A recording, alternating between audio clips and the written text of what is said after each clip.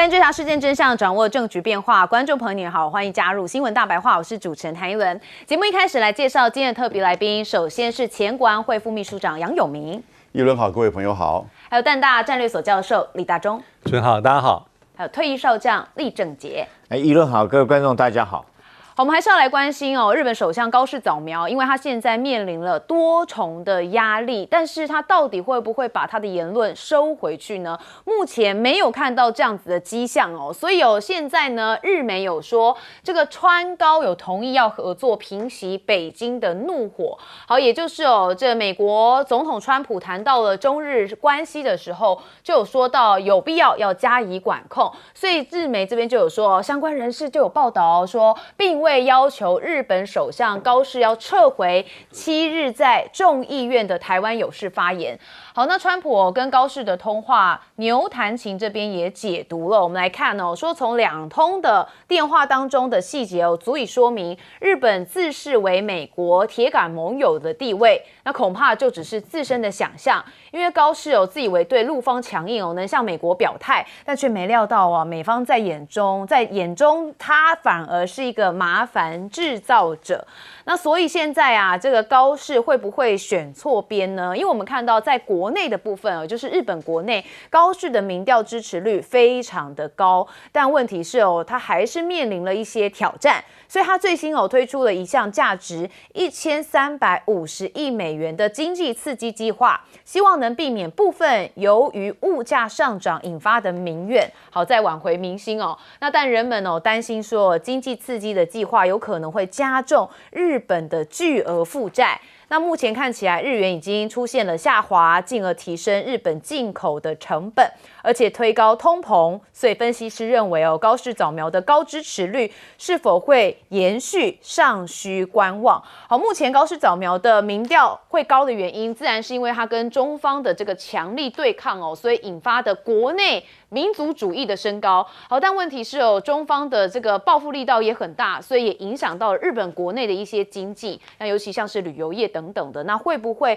变成是高市早苗另外一个困难点还是蛮多人看起来不乐观的。好，那当然朝日也认为中日对立会影响到美日关系，那内部也忧虑说这个高市跟亲台派的这个官房长官根本没有警觉。那政府人士就说，如果情况恶化从安倍政权以来建立的坚固日美关系就会动摇。那川普在电话当中没有表态支持高市答辩，对日本就是一个打击。好，所以整个看起来川普在跟高市的通话当中或者是他平常被问到这件事情的时候，其实没有力挺这个高市，就被认为其实是川普已经跟这个日本的关系不会像过去一样，因为他毕竟要考量到的是国际现实也就是中国大陆是一个非常这个急起直追的大国。好，那也有人认为对中强硬亲台派的高市跟官房长官都没有感受到这种危机，所以这恐怕还是一个非常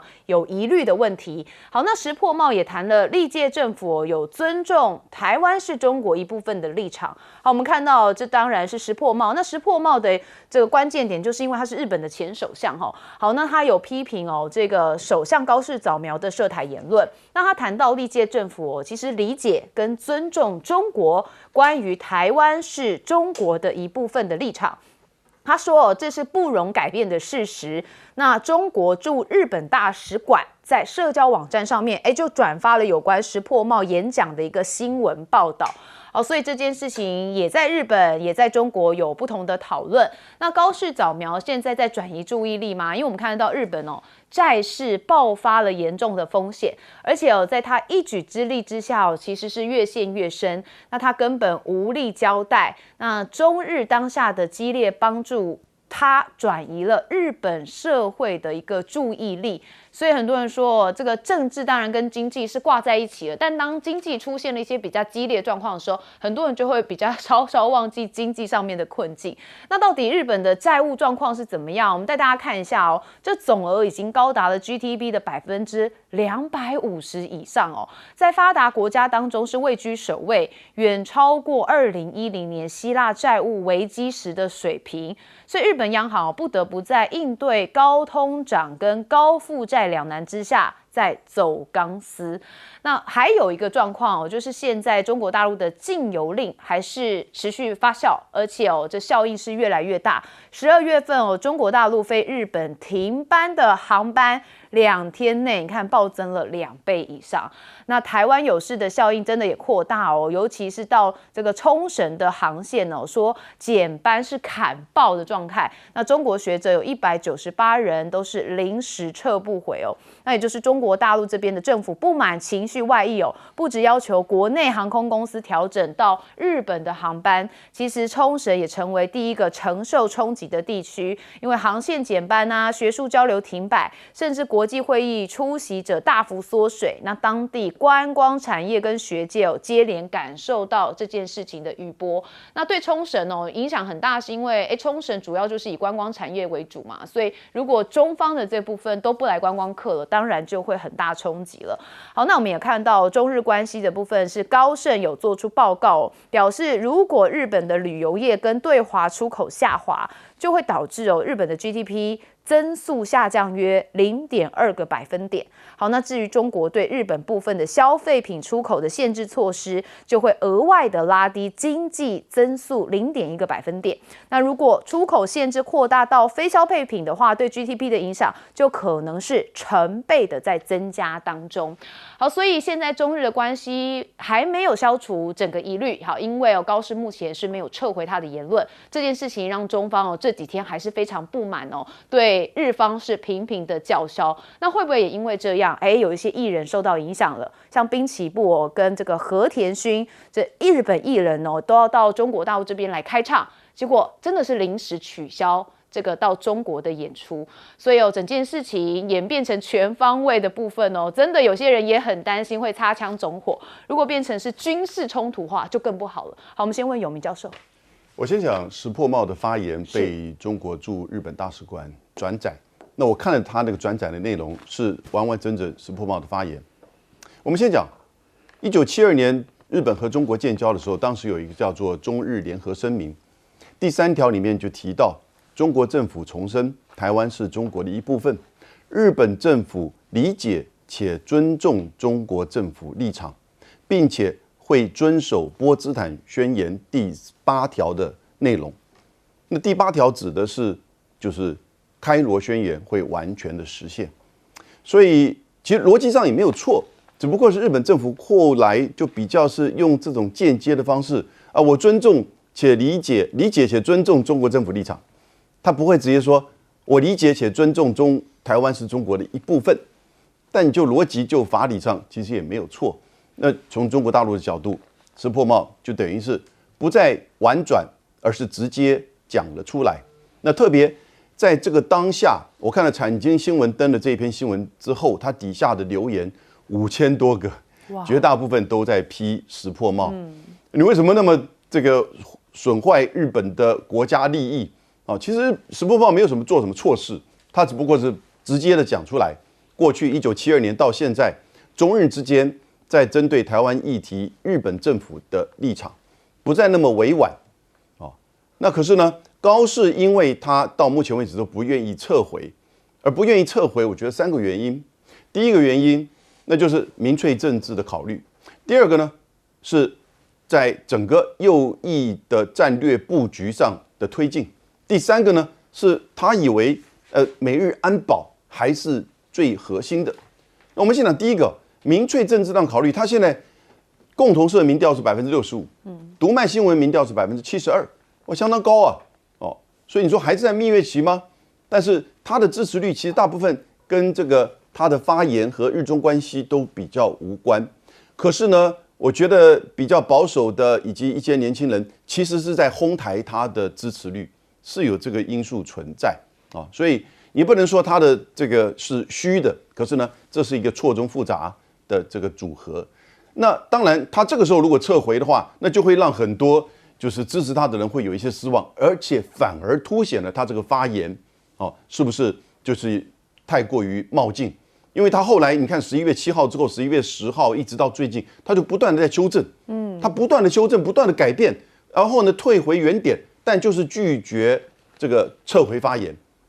那因此在第二点，也就是右翼的战略布局，因为他接下来还要做修改非核三原则当中的不引进核子武器。非核三原则啊，在1964年佐藤荣作提出来之后，其实一直很深植在日本的民间社会。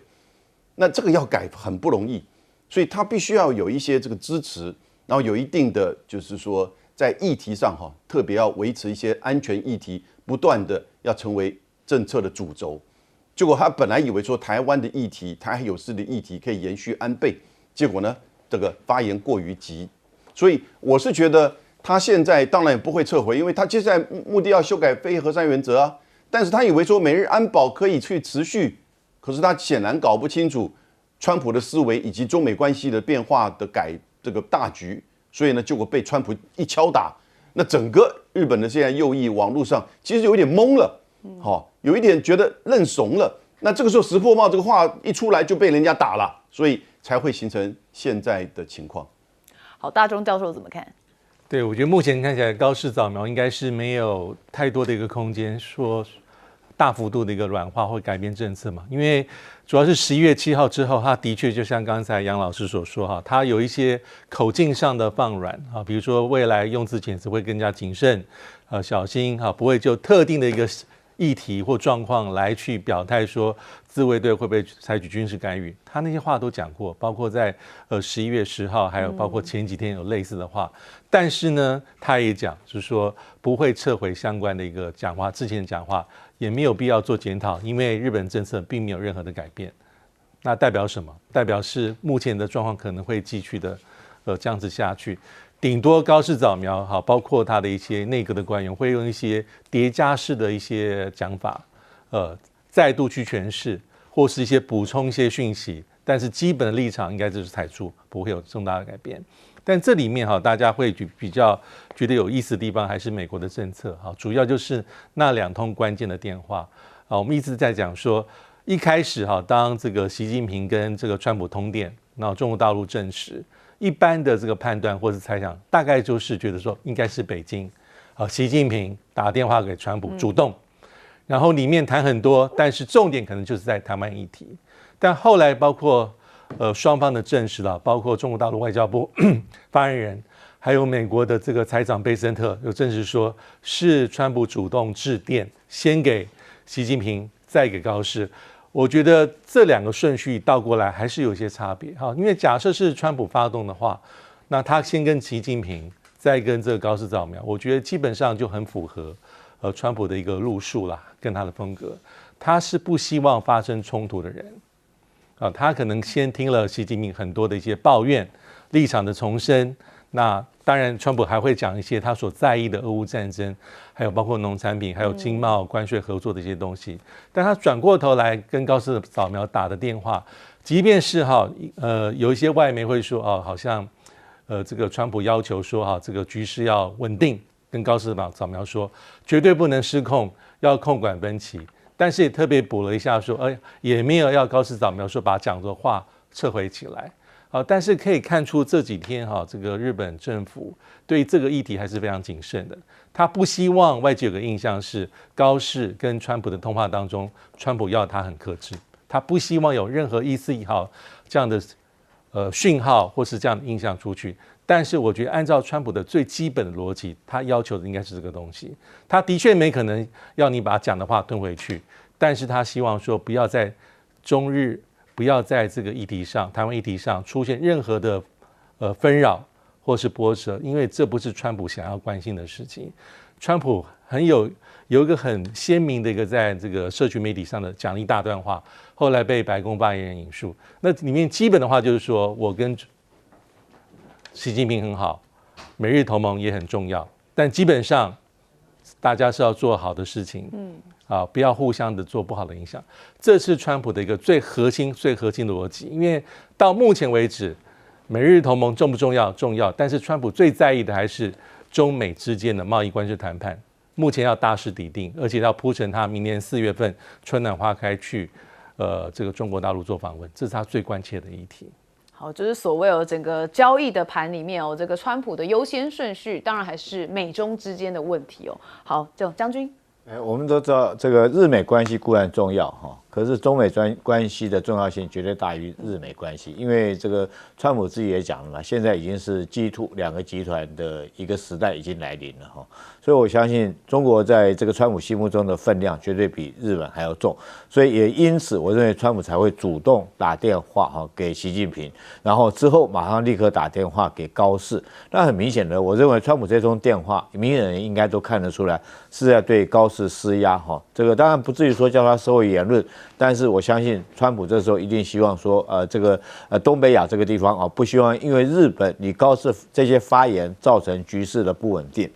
那现在来讲的话，我也不认为高市会将这些话收回，因为我们从时间序上面来看，当川普打完电话给高市之后，哈，紧接着我们就看到他们日本在党首会议里面的野田佳彦，我觉得那是做球给高市，让他来回答，希望借这个话哈收回。当然，高市不可能说，哎，我收回讲这么明白，但是从他发言的几点内容，感觉上面哦，他已经有收缩退却的一个迹象，甚至于事后这个野田佳彦还帮他这个解释说，哎，他实质上他讲这些话就是已经收回了。可是我特别要强调，中国大陆对这件事是绝对没有任何模糊的空间，他叫你收回就是收回，他绝对不会给你任何灰色地带。为什么呢？因为我认为这次中日之间高市早苗这段发言之后，现在中国是谁在负责处理这个事情？我觉得是习近平亲自在 handle， 亲自在掌握。所以包括到外交部包括到我们将会讨论到国防部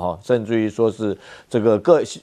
中国下面的各部会甚至于旅游或商业啦大概全体都一致的行动，全部都动起来了。那我们看一下，当然现在你可以说高市早苗他的支持率由于民粹的关系，可以冲到甚至于到70%以上这么高支持率。可是我觉得这个会不会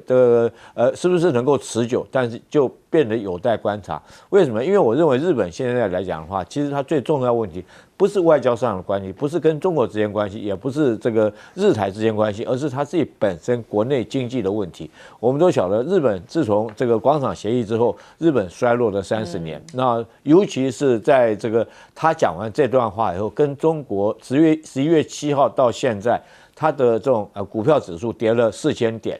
将近跌了7%，然后汇市来讲，日元也贬值到1比156日元，甚至于国债来讲的话暴升了，殖利率暴升了1.7%、1.8%这么多如果他在要借1350亿美元来刺激经济，我觉得会对日本来讲的话，它的国债会造成更大的负担。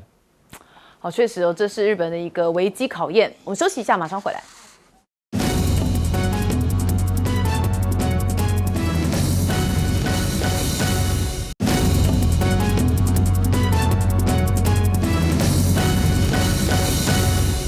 好，欢迎回到节目现场。中日的冲突结果演变到琉球的部分，因为中国大陆对于琉球，他们也主张说也有这个主权未定论哦。好，所以呢，来看看琉球主权归属这个中新网说这笔旧账是该算了。好，最近这个高市早苗发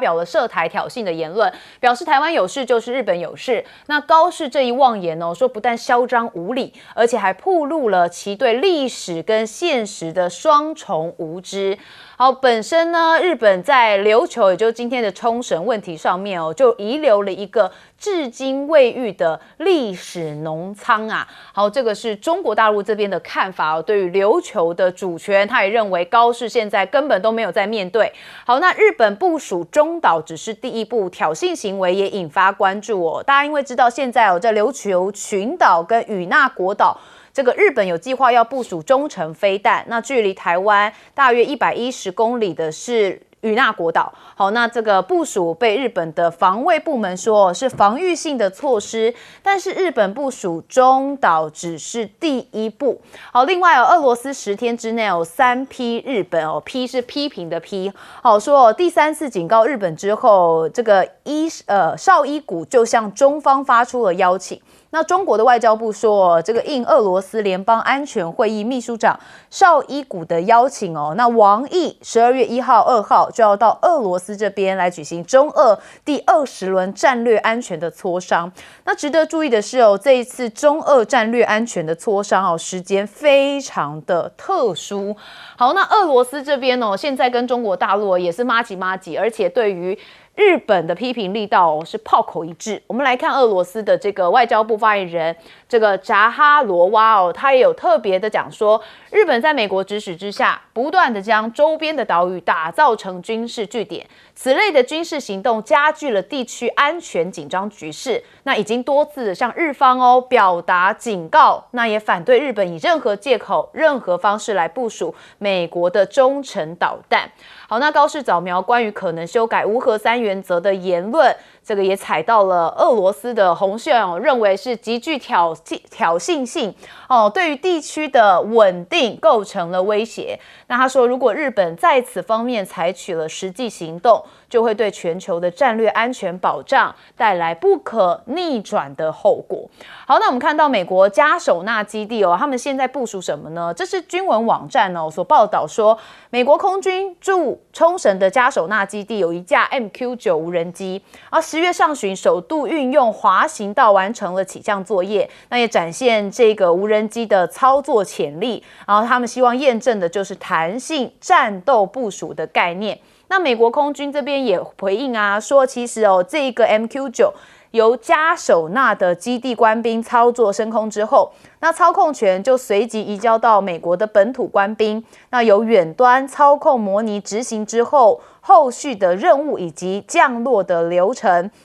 那验证的就是美军全球协同作业的一个能力。那是不是也跟进台韩、日本明年度希望能够采购新型的这个岸置反登陆艇的飞弹？这是美国海军学会的新闻指出哦，日本自卫队其实有意在新年度要筹购岸置反登陆艇的这个飞弹系统，希望能够强化在西南诸岛滩岸的防卫能力，要这个遏阻潜在的威胁侵扰的意图。所以你可以看到，这军事行动其实每一个国家都还是蛮多的动作在进行部署的。好，但是军事引发，但是也是外交的部分大家都是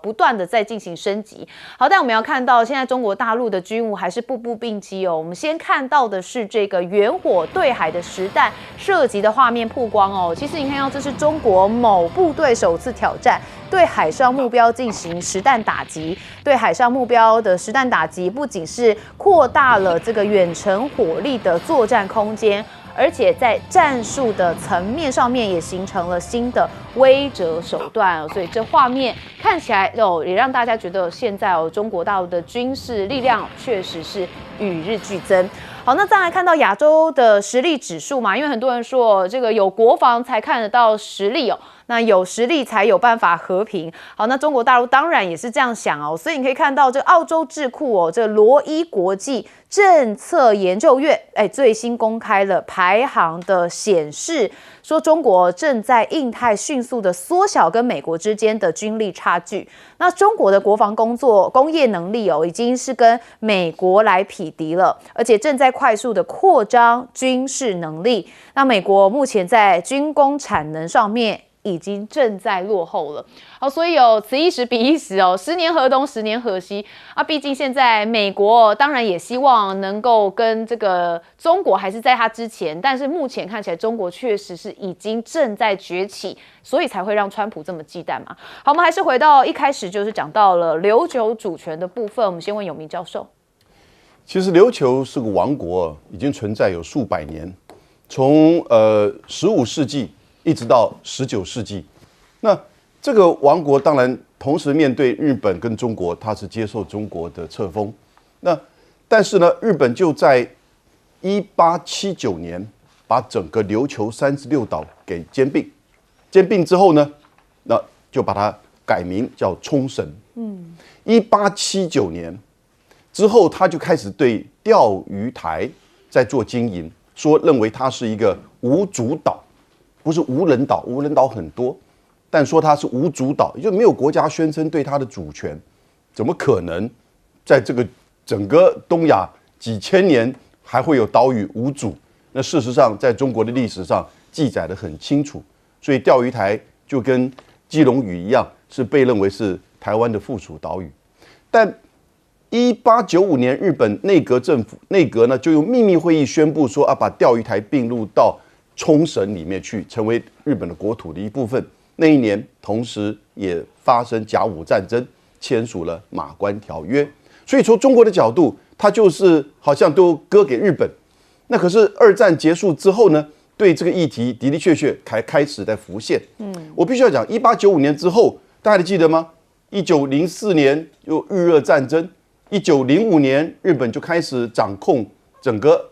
韩半岛、朝鲜半岛。然后呢，到了1931年918事件，1932年满洲国成立，1937年卢沟桥事变。所以这一连串下来我必须要讲，当初的就是那个就是等于是开罗宣言没有想到冲绳这个地方其实要让它独立的。如果照刚才这个顺序的话，其实日本整个向外的扩张，这冲绳跟整个马关条约其实时间很接近，才差个16年。而冲绳过去400年是一个独立的王国，所以当时其实应该真的二战后的秩序是要让日本的军国主义的扩张所占领的土地、殖民的土地都要独立跟归还，那冲绳却没有顾及到。所以当美国战后整个占领日本跟冲绳，日本本土部分是1945年到1952年7年时间，后来美军去打韩战，可是之后一直到1972年，美军就是整个掌控的冲绳，包含钓鱼台，所以1972年才把冲绳的行政权还给日本。那钓鱼台的部分呢，他也还给日本，可是美国对钓鱼台说：“我对主权的议题没有立场。”哎呦，这个没有立场现在好熟悉哈。然后呢，但是他说钓鱼台涵盖在这个美日安保里面，所以这个时候，我觉得中国大陆，你既然在谈二战后的秩序，尤其是高市透过他的这个台湾有事的发言，就整个在法律上、在安全上、在二战的秩序上在做调整、在做甚至挑衅的时候呢，那中国就说，那我们来看看冲绳的问题。虽然冲绳现在你到冲绳上面去，其实只主张冲绳独立的还是有，但虽然并不多，而被视为长久以来1972年之后呢，成为日本的一个县了。好，将军怎么看？其实这个新闻这个虽然说很低调，但是不得不让我们怀疑是不是发生了什么大事这个你刚刚讲的这个美国空军表示有一架 MQ-9的无人机在加索纳基地起飞以后，由美国起飞以后换美国那边来远端的操控。可是你知不知道，在23号跟24号分别有2则新闻，是说 MQ-9无人机坠毁了然后第一个是说坠毁的地点是在韩国有坠毁一架，那这则新闻在我们台湾的自由时报上面有报道出来。那另外有一则是说由加索纳起飞之后要到日本九州机场，那由于这个飞行的就像你现在讲的在远端操控，后来发现说它不受控的话，为了避免着陆的时候造成更大伤害，说美军自己让它掉到海里面去，在海上迫降。那讲得很好听说是这个美军自己操控在海上迫降，那换言之就是在海上坠毁了嘛那到底是坠毁一架还是坠毁2架？那这个现在来讲的话是同一架，那因为报道的问题出问题，还是说分别在韩国跟日本都有 MQ-9无人机坠毁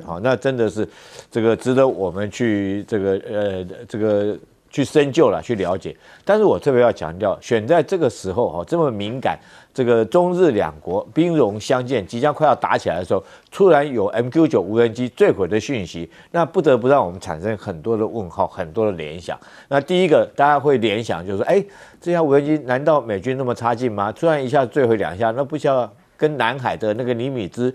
一下15分钟之内有2架军机坠毁，那到底是发生什么事呢？那我们会不会联想到说是解放军在这边用电磁干扰的方式，让这2架这个军机，让这2架 MQ9坠毁了。甚至于你说，远端操控它没办法操控，就是电磁波把你干扰到嘛，让你没办法操控到这架飞机嘛。那当然，现在在这个兵凶战危，或者是双方有可能擦枪走火的时候，这则新闻，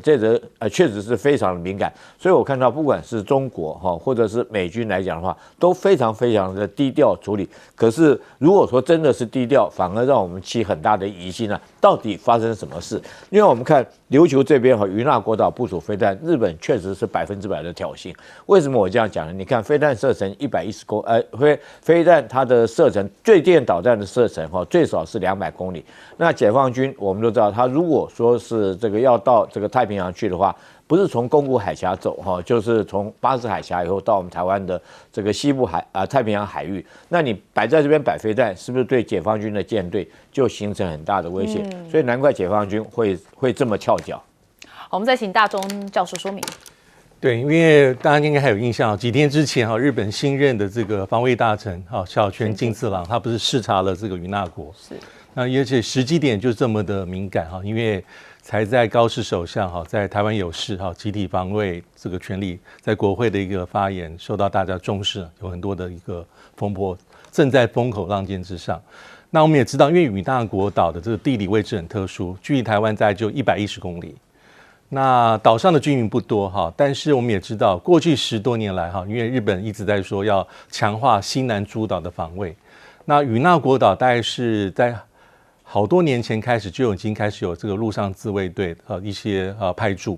包括一些雷达设施电子战的设施，还有所谓的监视的系统。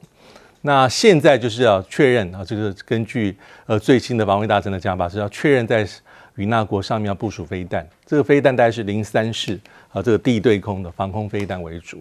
这个是应该就是说这个道路不会有任何的改变。那我们也知道这个从这个石垣岛、宫古岛、琉球到奄美大岛，其实在其他的这些日本的西南诸岛上，早就有部署所谓的各式各样的飞弹不只是防空飞弹，还包括所谓的反舰飞弹。那目前来讲，目前部署在与那国的大概就是以防空飞弹为主，但是这已经是一个很重要的一个政治的讯号因为我们知道在日本所控制的这些西南诸岛里面，基本上都是中国大陆海军它进出了西太平洋重要的一个水道跟它重要的一个这个渠道，所以日本的这个动作其实非常的清晰了。它这个不言而喻的对象目标当然是针对中国大陆而来。那至于我们可以看到最近的因为中日之间的纠纷我们看到中国大陆基本上在准备要祭出各式各样的手段从外交很强力的一个措辞，政治上的施压，经济还有包括这个各式各样旅游啦、观光啦，所以会让大家联想到过去中国大陆也曾经用很类似的方法在针对2012年这个钓鱼台国有化的那当时的日本，还有2017年因为当时韩国部署所谓的这个萨德飞弹系统，都有类似的一个做法。但是比起来，我觉得这一次中国大陆的动作是又快又急。我觉得唯一可以解释的地方是因为他要防患于未然了，防微杜渐，就是星星之火。而且这是高市早苗首相刚上任没有多久就发生，所以北京我觉得他下重手的原因是在这后面，因为他如果这一次没有办法控制的话，我觉得未来还会有更多很意外的状况出现，这可能是不是中国大陆所乐见的情形。我也认为高市早苗他本身的政治立场，本来就比较敏感，所以让中国大陆找到机会也是要修理一顿。休息一下，马上回来。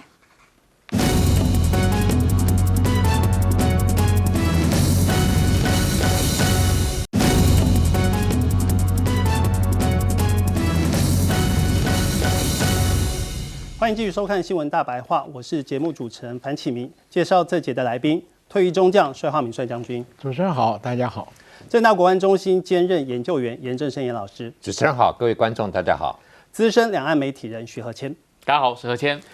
好，这节我们来关心就是中日之间的一些冲突越演越烈，甚至已经扩展到了包括了娱乐圈、包括了经济圈，都受到一些相关的一些阻碍。这边可以看到是滨崎步，还有像是和田勋有非常非常多的日本艺人，最近在大陆进行相关的一些演唱会都被迫取消。我们从画面上可以看到，这个滨崎步在虽然是已经取消的这个演唱会里面，他还是一个人把整首的歌唱完了，表达了一个他自己的一个专业。不过现场没有半个来宾。那所有的理由包括了这些，像是滨崎步或和田勋，都是用不可抗拒的因素，所以这些理由其实大家都很清楚，只是讲不出一个实际的一个理由。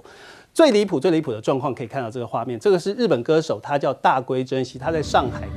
开唱到一半的时候，因为他那时候在唱《航海王》的歌曲，舞台突然就一片就暗了，所有的电都断掉。那等到灯光再次亮起来的时候，他就是一脸错愕，你可以看到他的嘴巴张得非常非常的大，是被工作人员给带下台。这个主要还是反映在这个中日之间很多的一些层面都受到了一些影响。这个是大龟真希在上海的演唱会，硬生生的被卡断。而另一方面可以看到，南华早报也相关的一些报道，因为相关的一些对立，北京已经喊停中日双边的青年交流计划，日本被告知整个计划取消，从影剧圈到青年交流都取消。而另一方面，禁游令也持续的扩大，12月份大陆飞日本的航班在2天之内暴增了2倍以上，很多班机都取消，目前已经有停了904班，占总数的16%，短短2天增加了2倍以上。除了这个禁渔令之外，包括像日本很有名的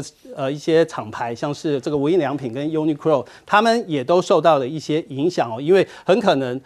再持续延烧下去，会变成这个商品，就是不买日本商品的这样的一个运动。目前持续的在进行观察，这样也引起了日本商界的一些相关的一些紧张。可以看到，日本经团联的会长他特地跟中国大使来会面，呼吁要继续的进行商务交流。他们是期待明年1月日本经济代表团在访问北京的计划能够如期实施，不要受到最近的这个相关的一些影响。而另一方面，我们来看日本，他们自己国内反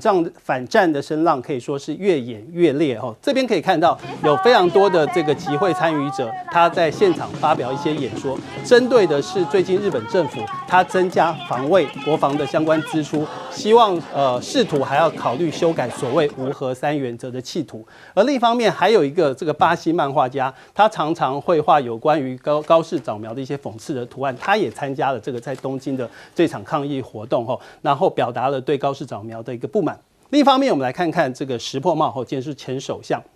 前首相不断的有提出一些呼吁跟提醒，最新的一个提醒是说，因为台湾是中国的一部分，这个是说法是大陆非常非常在乎的。他觉得日本的包括政界不可以去踩这个红线。按照他的说法是说，历届的政府都能够理解，并且尊重中国关于台湾是中国一部分的一个立场。他觉得这个问题绝对不能去碰触，绝对不能去踩。因此呢，这样的一个说法呢，中国驻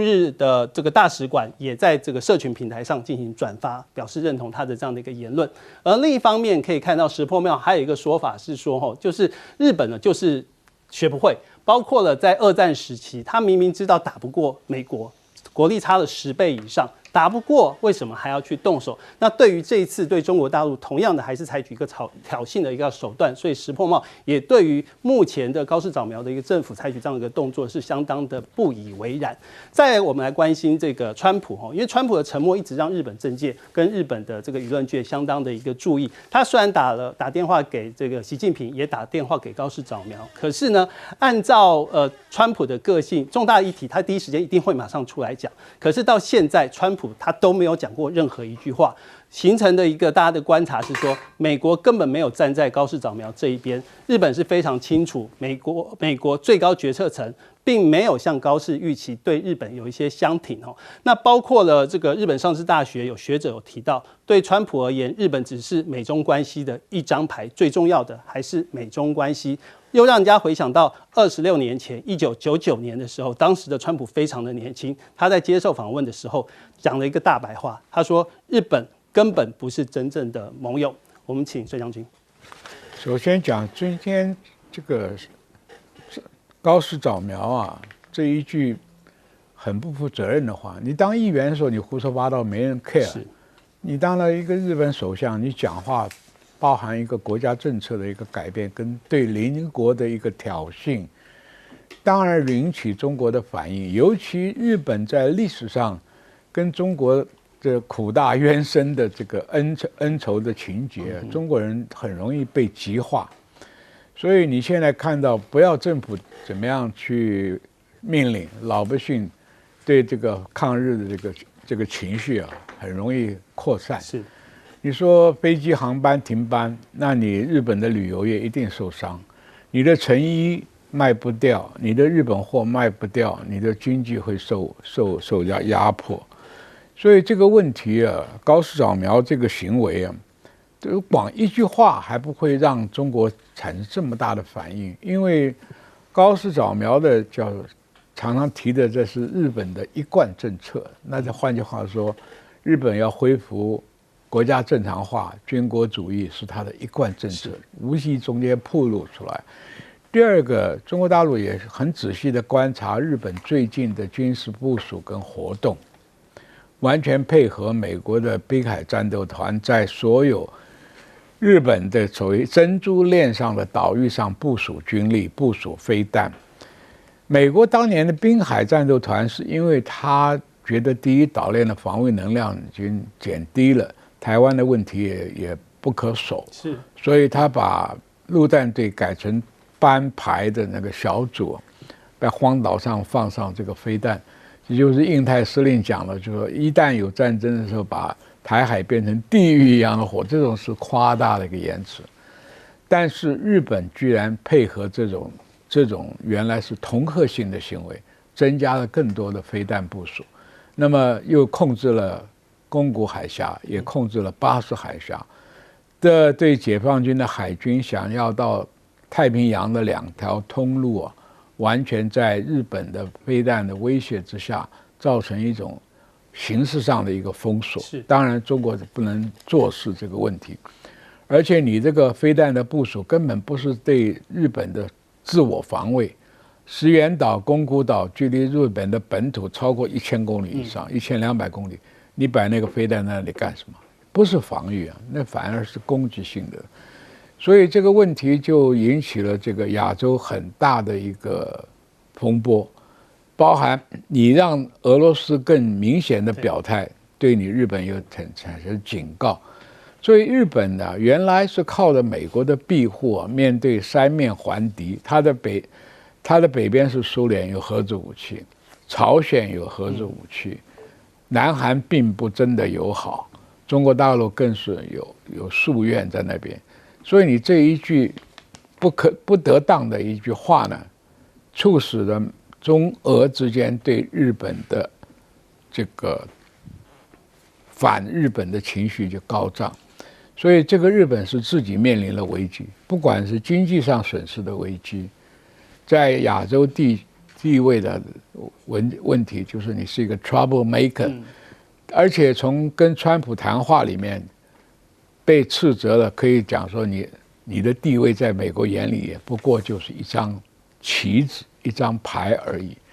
所以这件事情等于揭开了国王的新衣，你日本的地位跟你所扮演的角色，跟你引出来的危机，大家都看到，包含日本的老百姓也看到。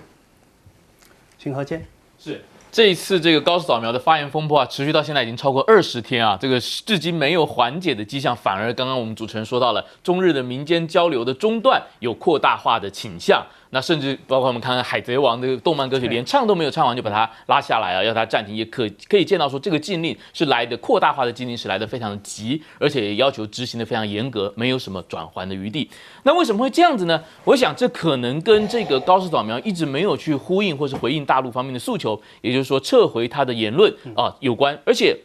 更严重的是啊，在11月26号的时候，这个日本最大的在野党立宪民主党的党首野田佳彦，那野田之前也当过日本首相，所以他知道这个中日闹成这样的一个危险性，所以野田佳彦其实是把原本的11月7号的最初的问题再问一次，就问高市首相说：“你现在已经引起这么多的经济的风波，你现在还要维持你原本的立场吗？”结果没有想到，这个高市首相呢，他只引述了旧金山合约当中，日本放弃台湾这个主权啊，跟放弃台湾的法律这个权利的这个立场，然后说日本没有立场去认定台湾现有的法律地位，但是他没有对于包括二战后结束二战的几份重要文件，从这个开罗宣言到波茨坦公告到日本的降服文书这几件这个去载明，或者是日本承认说台湾回归到中国，也就当时的中华民国的这个精神的文件呢，高市都没有去引用，反而只谈了这个中国大陆坚决不承认的这个旧金山合约这个体系，那当然就引起中国大陆更大的反弹，就指控他说你高市简直是错上加错。你的第一层错呢，是你意图用这个模糊或可能的这种语气来暗示你有可能要武力介入潜在的台海冲突。那第二层的错就是说就是大陆就指控了，就是说你高市早苗谈旧金山合约意图就是在去煽动这个台湾地位的未定论。那其实野田佳彦啊，这个当时在做这个答询的时候是想要帮高市圆过来的，甚至在这个做完这个答询之后，他事后还跟记者讲说，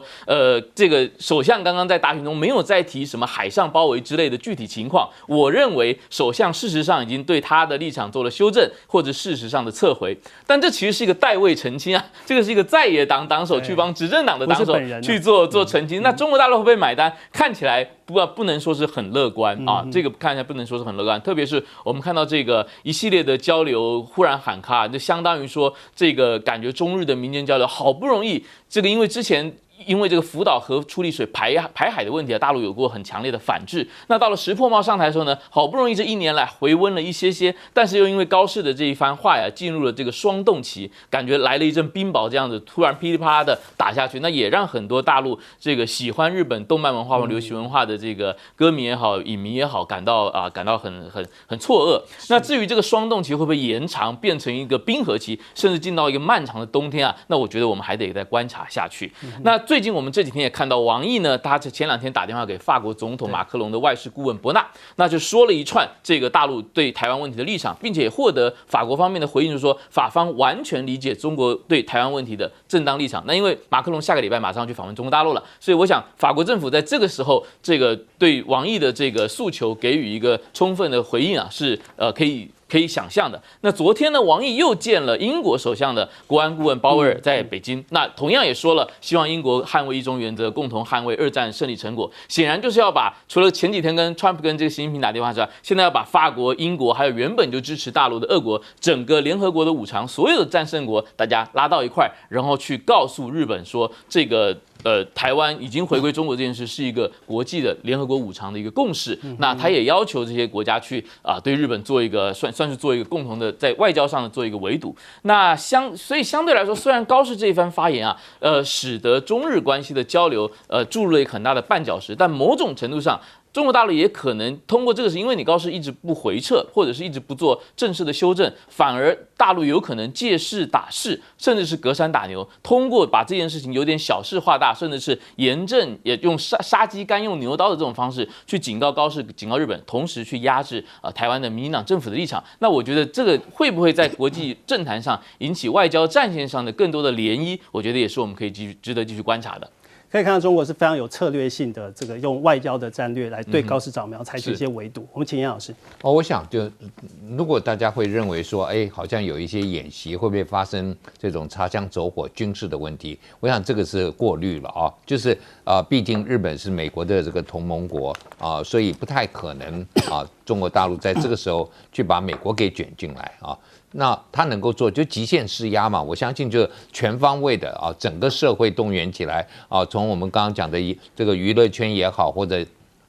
这个贸易方面也好，或者旅游，全面让日本包括民众不是只有这个政治人物，包括民众去感受一下，就是如果你今天被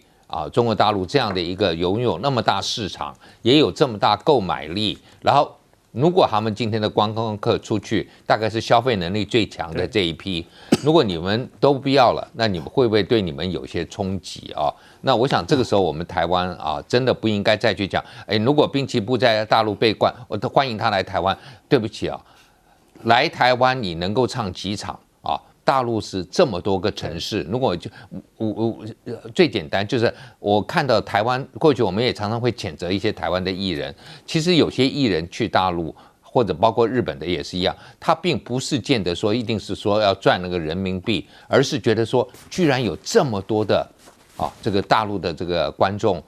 或听众喜欢他们的东西，那个有成就感，成就感是很不错的，你知道？那结果你今天把他们给这样子封杀了，那我觉得当然对日本的这些艺人也，或者说一些表演者来讲，甚至是创作者来讲，都会蛮大的一个伤害。那会不会就是透过这样的一个制裁，让这个社会的动力起来，说觉得高适，你为什么要讲那个话又不收回，然后影响到我们的生计，影响到我们很多的计划都被打乱了。那我觉得这个大概是大陆目前的一个目的啊。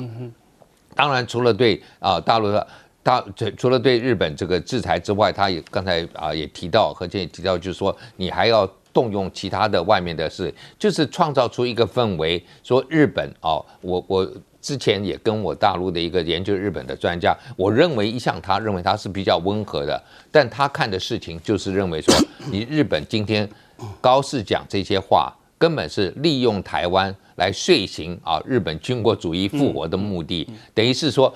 把台湾的问题放大之后，那日本好像安全有疑虑，所以必须从自卫队要变成这正式的军队必须要把这个就是要可能拥有核武也不一定，然后这个国防经费要提高，所有这些动作从大陆角度看，就是你过去2次大战都没有完全的跟中国或者跟韩国取得一个很明确，像德国一样，跟法国、跟波兰这样的一个和解。那今天再看到你这些行为，也难怪大陆要把联合国宪章107条拿出来，就说我们5常是可以对你日本或德国采取军事行动，不构成所谓的联合国要求你们不要做任何的侵略。是这种条文大家都认为说摆在那里根本都已经不适用了。老早就摆，那可是你不适用，因为联合国宪章也没有人去像我们什么修宪废掉，就摆在那。川普以前把美国200年前的法律也拿出来用，对不对？针对这个非法移民，所以他们也照样做这个。所以日本，我觉得现在面临着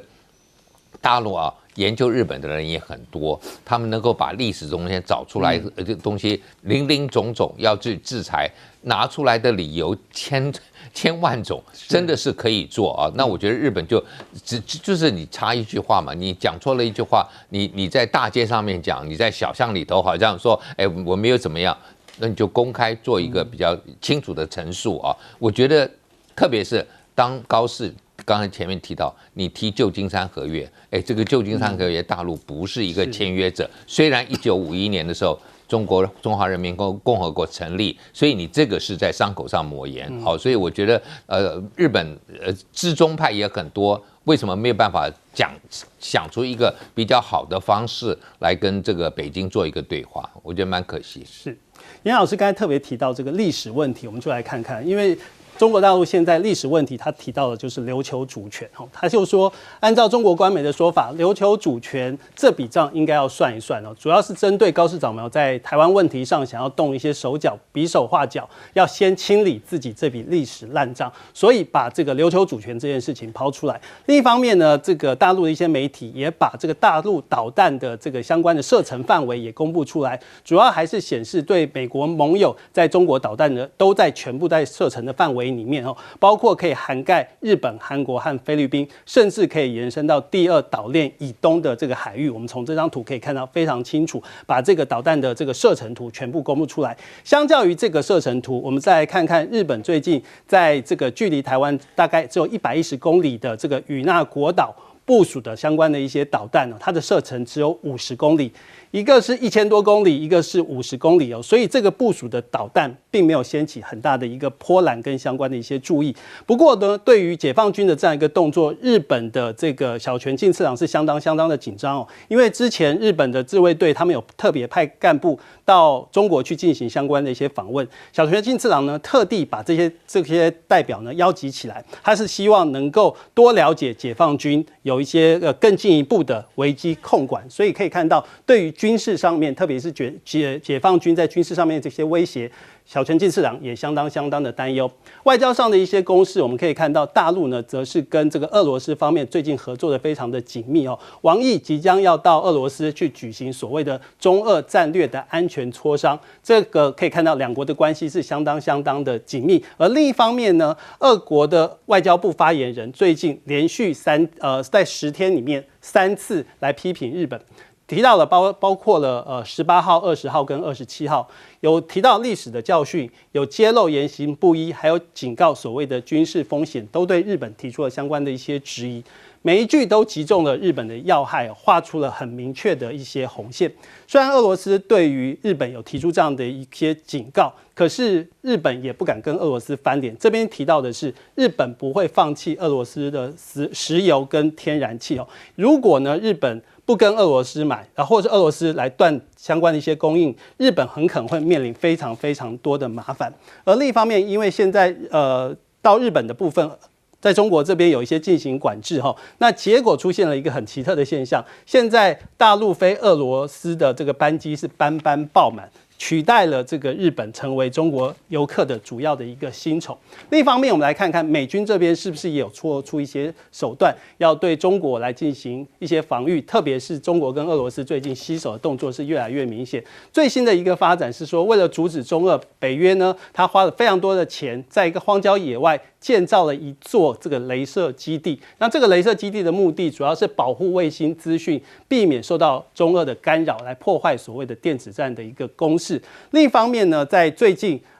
美国的这个征兵广告出现了一个很奇特的一个画面这个是美国陆军的秘密精神控制部队，它公布了一个让人家觉得毛骨悚然的一个新的一个招募的这个影片。这个是所谓的第4心理作战部队这个征兵的影片，里面播放了一个20世纪的30年代一个动画的影片，在这个镜头是可以出现士兵是站在平民中间，然后荧幕上是闪过我们无所不在，这个画面是相当的诡异。大家就说，难道美国想要用精神控制法来对付解放军吗？这个是所谓的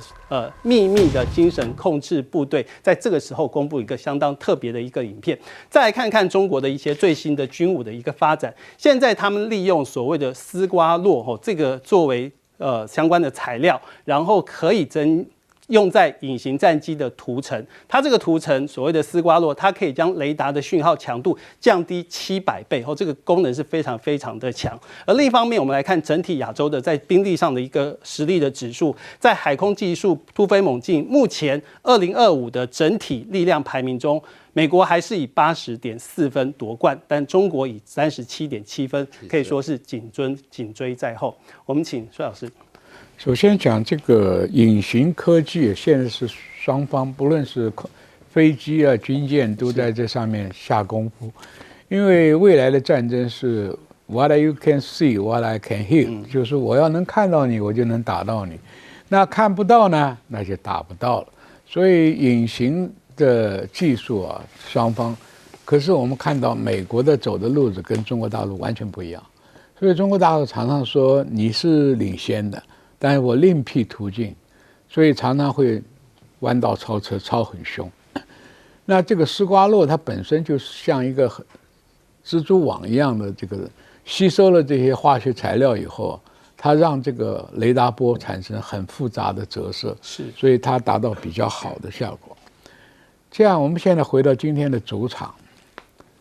中国大陆对日本采取这么强烈的一个反制作为。我讲过，属于历史的恩怨情仇。那么日本呢？石破茂讲了一句话，真的还原2次大战的历史。就说你明明知道打不过美国，你为什么要打呢？我把这个历史给观众讲一下。中华民国在抗战前4年的时候，美国跟日本还有经贸来往，还卖石油给他。那个时候日本想要扩张，因为他的陆军在中国东北已经打了4年了。日本的军队里面很奇怪，军种跟军种之间不互相竞争的。那海军跟日本的陆军都是军阀，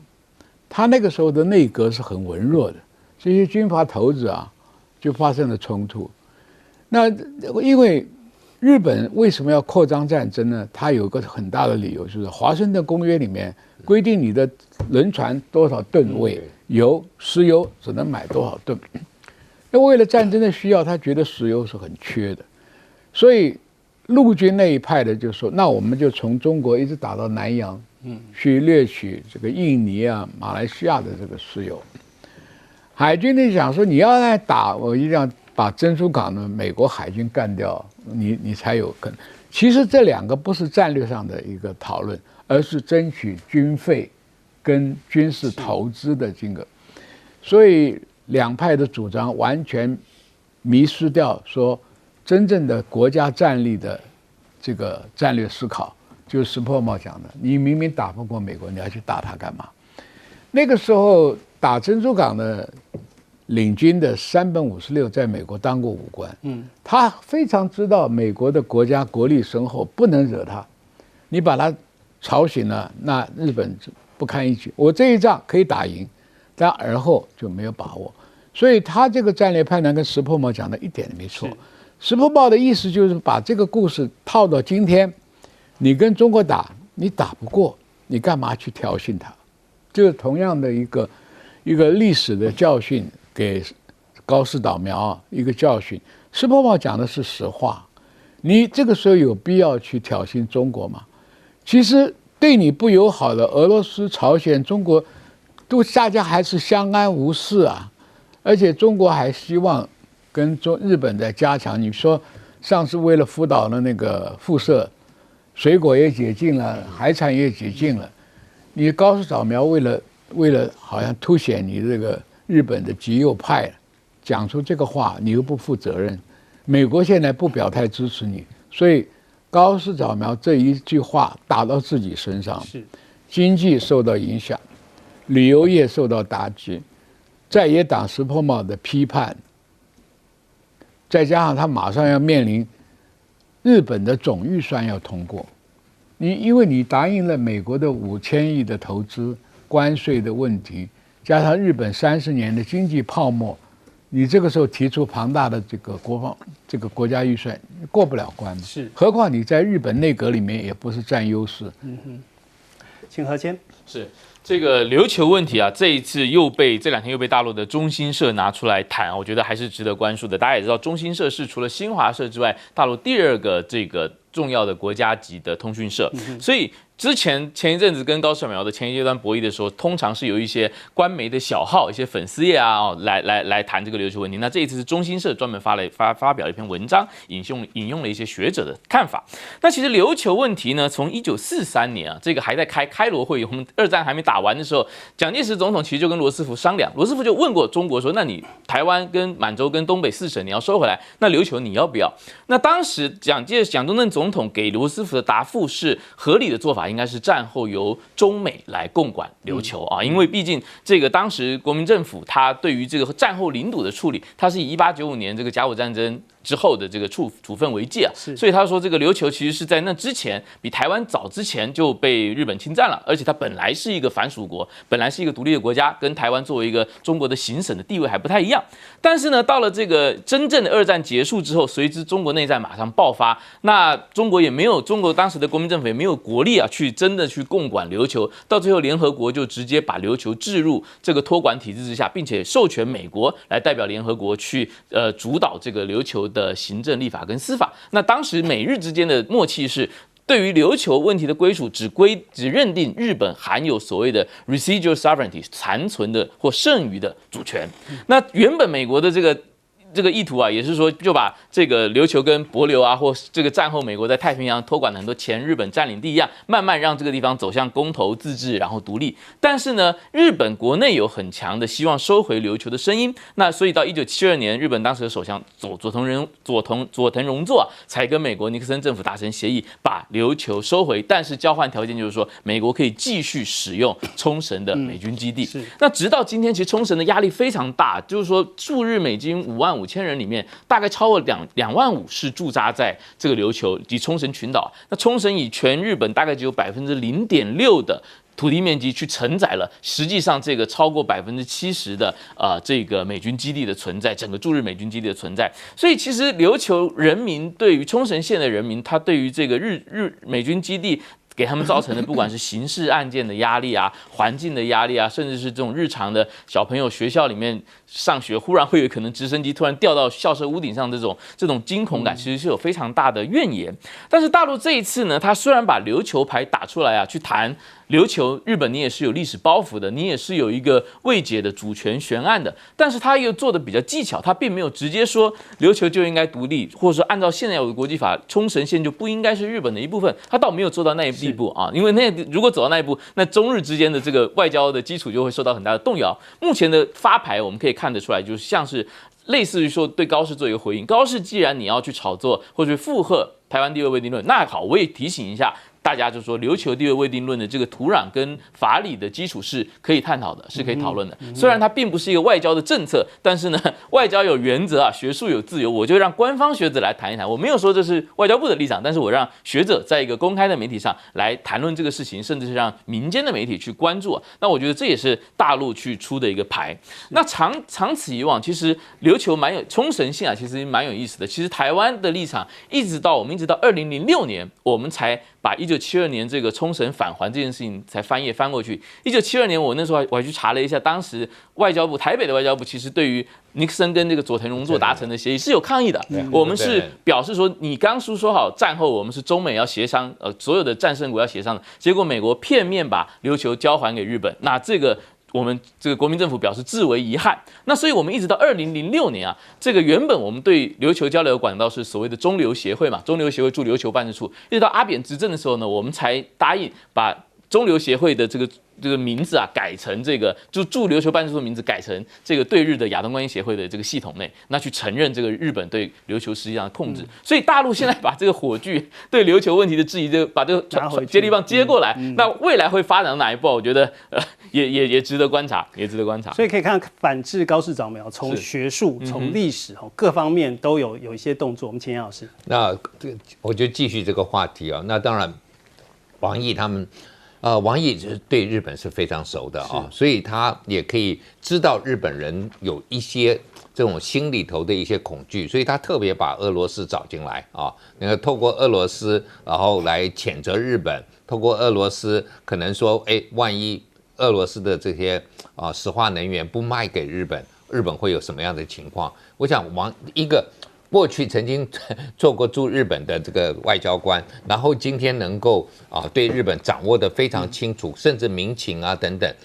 所以他会把俄罗斯带进来哦。那日本我觉得说，过去我们这样讲，冷战期间，即使日本是美国安保条约的一部分，但他跟俄罗斯的关系，他也不敢维持得太差。那个时候我记得我们读书还读到他这个叫做 equidistant diplomacy 啊，这个等距外交，就是希望不要偏向哪一方。可是现在日本跟我们现在台湾的这个民进党政府一样，就是一面倒的向美国的时候，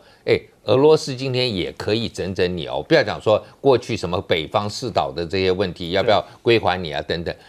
包括今天他对你的这些贸易的石油的这些制裁的话，他跟着中国走，少卖一些东西给你，你都会受到影响。所以日本，我认为今天大陆的是一个这个组合拳全方位的，那就是把可能跟日本过去有一些这个纠葛的俄罗斯，俄罗斯啊，大家会去都忘了一件事情，就是俄罗斯是第一个被日本打败的西方国家啊，所以这个耻辱它还是存在的哦。所以日本有的时候也会担心说，我们曾经让一个北极熊啊，这个羞辱过他，那会不会以后会不会被报复？那我觉得王毅就把这些心理的这些东西啊都拿出来，所以才会看到有这么强的。那你看，包括俄罗斯也出来呛高市啊，认为说，你会不会走向军国主义？因为毕竟啊，从俄罗斯的过去的历史，从这个1917年之后，它就是一个这个社会主义的政权，虽然现在已经不是了，可是跟日本这个极右派，这个绝对是一个对立的啊。所以我觉得今天他把这个日本就是让日本感觉到这个坐立难安，就觉得说，中国不是只有一个他单独来对我制裁，他可能把俄罗斯也加进来。那这样的一个情况，那个美国会不会来挺高市啊？我就觉得说，当中国对你制出这么多贸易制裁的时候，或各种旅游制裁的时候，哎，美国你在干嘛？美国说你可以卖给我啊 ，Uniqlo 全部卖。可是，一看还有关税，我觉得美国就是你有这个实力可以帮助你的朋友，结果你不但没有帮助他们，照样同样用同样的关税对付敌人，也对付朋友。我觉得这个是大家。台湾也是一样，不要去想美国啊，我们觉得我们是美国的好朋友，可以在这个地方，美国可以稍微打开市场就帮助了很多，不会。